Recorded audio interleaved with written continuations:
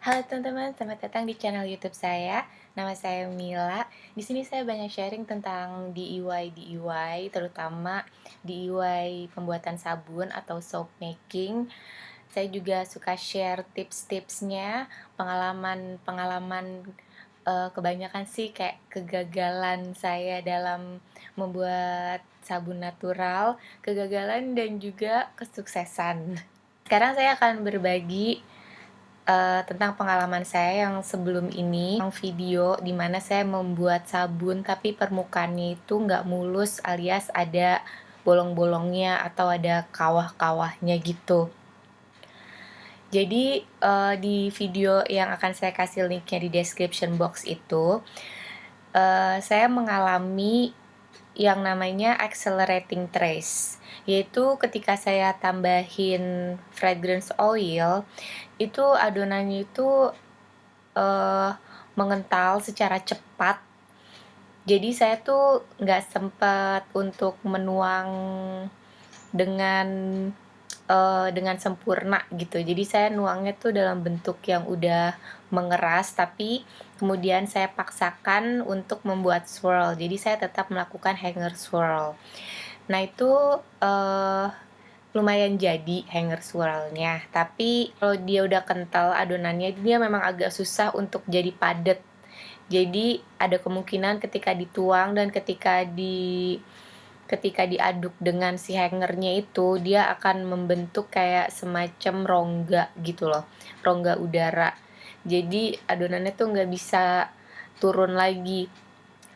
Walaupun saya udah berusaha untuk tap-tap. Jadi biasanya kalau kita mau memadatkan adonan sabun itu kan kita ketok-ketokin tuh cetakannya supaya kayak ada gaya gravitasi yang bisa memadatkan adonannya.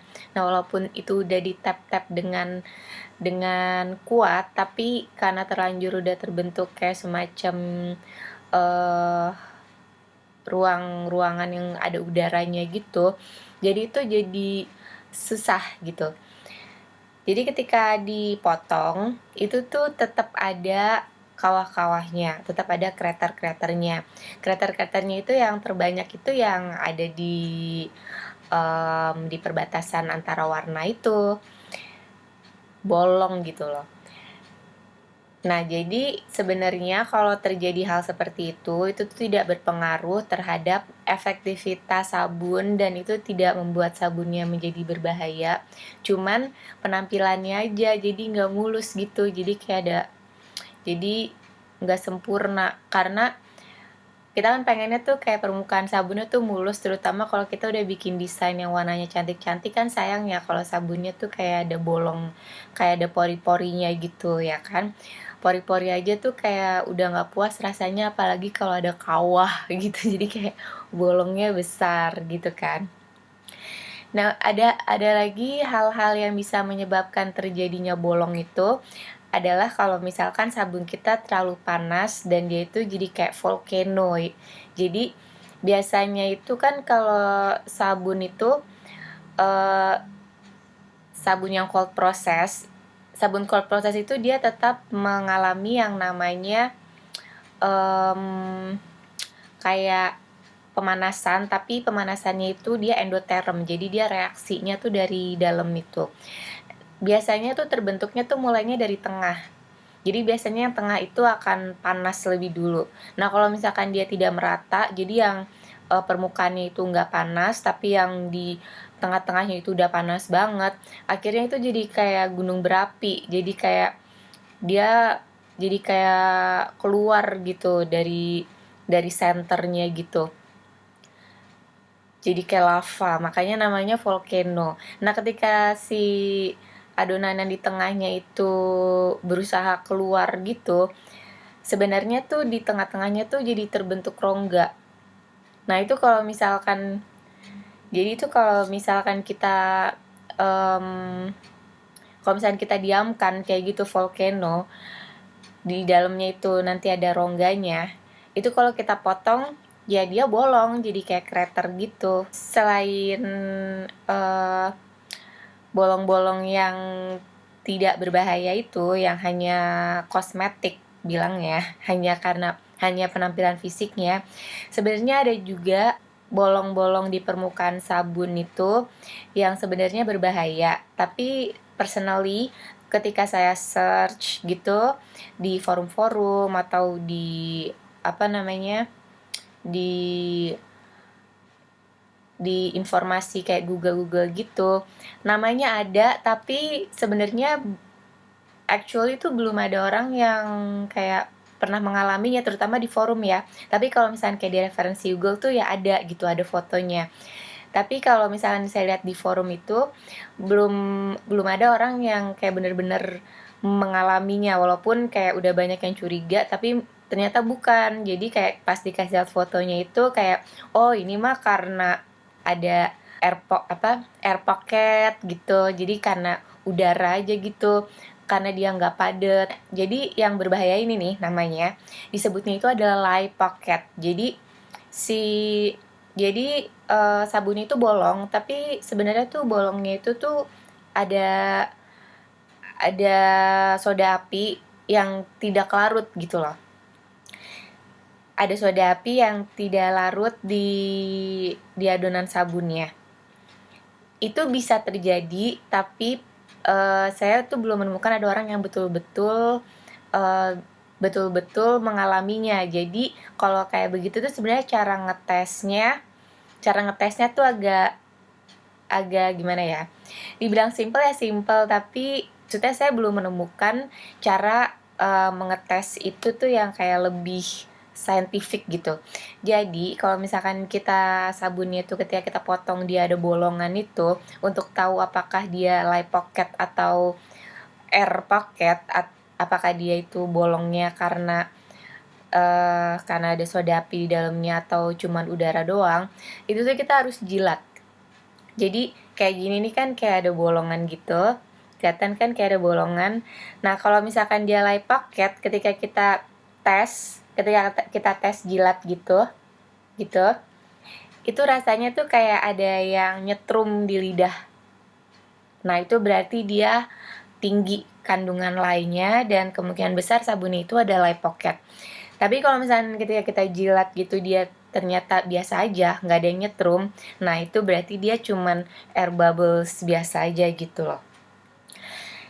Tapi kalau misalnya kita mau tes jilat gitu ya kita tetap harus nunggu paling nggak seminggu atau 2 minggu, karena seminggu atau 2 minggu ya masih ada kemungkinan kalau nih sabun nih masih berproses saponifikasi ya. Jadi kalau kita jilat bukan di lubangnya aja kemungkinan dia nyetrum gitu. Jadi untuk ngetesnya kita tetap harus mesti nunggu 1 atau 2 minggu. Tapi kalau misalnya kita yakin kalau kita tuh nyampur NaOH-nya itu udah larut semua, terus ketika kita ngaduk sabunnya itu dia udah kayak adonannya kelihatannya udah larut semua, dia bukannya false trace. Nah itu dalam hati tuh mungkin kita udah kayak yakin, oh ini tuh sebenarnya cuman cuman air bubbles doang gitu. Tapi ya nggak ada salahnya, walaupun kita dalam hati yakin itu air bubbles, tapi 1 minggu 2 minggu tetap dites juga apakah jangan-jangan itu adalah light pocket. Mungkin teman-teman bisa riset sendiri ya tentang light pocket itu. Jadi kayak untuk memastikan kalau misalkan sabun kita tuh ada bolongnya tuh dia light pocket atau bukan gitu. Nah sekarang saya akan kasih tips-tips untuk mengurangi permukaan sabun kita tuh bolong-bolong ya. Jadi gimana caranya membuat permukaan sabun yang mulus. Nah jadi tips yang pertama itu adalah dari awal banget kita nyampur minyaknya, kita nuang itu kita harus menghindari nuangnya tuh terlalu buru-buru, terlalu kayak gujuk gitu. Karena kalau misalnya kita kayak terlalu buru-buru dan terlalu tinggi, terlalu gejok gitu, itu dia akan terbentuk bubbles karena gaya gravitasinya itu, karena pas dia jatuh terus dia kayak terperangkap gitu udara di dalamnya. Jadi kalau bisa mulai dari awal tuh kita nuangnya tuh kayak mesti pelan-pelan aja, pakai perasaan nuangnya. Terus kalau bisa kita tuh nuangnya tuh di atas spatulanya. Jadi si tuangan tuangan minyaknya itu dia sempat terpecah gitu loh, jadi dia kayak nggak langsung jatuh blok gitu ke dalam kubangan minyaknya yang di dalam wadahnya itu. Ngerti kan maksud saya? Terus yang kedua, ketika kita menuang lye juga, karena si lye itu kan dia sebenarnya ada kandungan airnya tuh. Nah itu tuh rentan banget ya, karena kan air sama minyak tuh sebenarnya tidak bersatu ya. Jadi kalau misalnya kayak kita buru-buru nuangnya, dia bisa aja gitu terbentuk gelembung gitu, karena ada udaranya itu di dalamnya air, terus ada minyak kayak gitu. Jadi kita kalau bisa nuangnya tuh juga dipecah kalau misalnya kita udah naro stick blendernya, ya kita tuang di batang stick blendernya dulu. Jadi untuk memecah si airnya tuh supaya dia nggak jatuh dan membentuk gelembung udara di minyaknya. Next, ketika kita mau mulai ngeblend stick blendnya itu kita melakukan dulu yang namanya burping. Jadi istilahnya tuh burping. Jadi biasanya tuh di dalam stick blender itu kan dia sticknya itu kayak ada rongganya tuh. Rongganya itu kan kayak ada motor yang buat muterin itu. Nah, itu biasanya di dalam rongganya itu ada udaranya kalau belum kita pakai. Jadi kita masukin si stick blendernya itu ke dalam minyak, itu kita miringin dulu sampai dia keluar tuh udaranya. Jadi dia kayak blub-blub gitu. Makanya kita bilangnya tuh burping. Karena kayak burp gitu kan, keluar udara gitu dari bawah si stick blendernya. Biasanya sih begitu.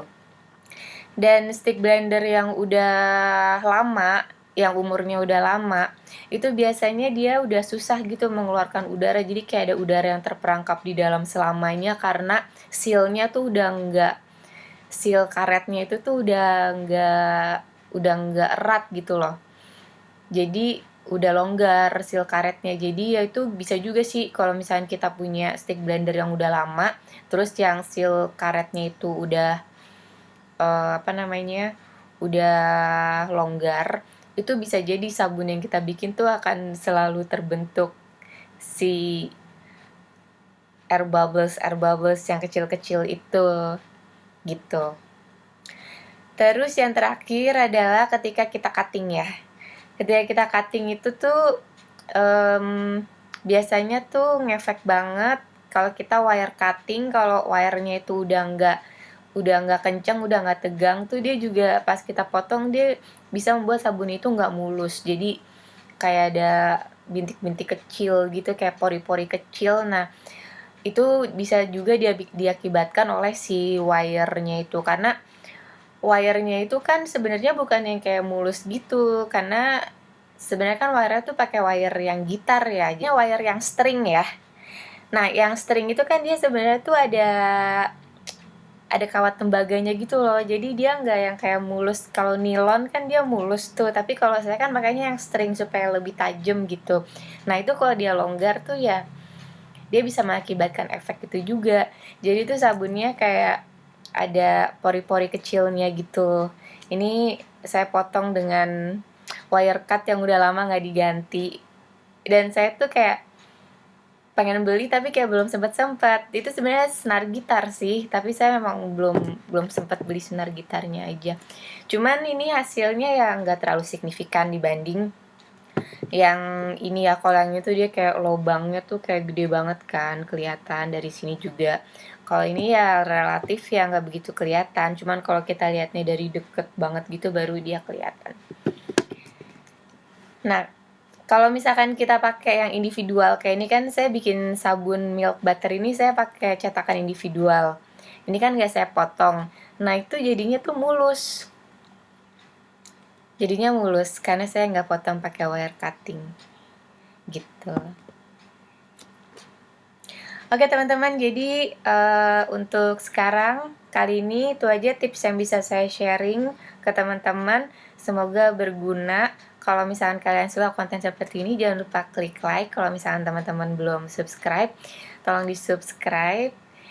Dan buat teman-teman yang udah sering lihat video saya dan udah pernah nyobain video tutorial saya. Terima kasih banyak. Terima kasih atas support teman-teman semuanya. Oke, sampai jumpa lagi di video selanjutnya. Dadah!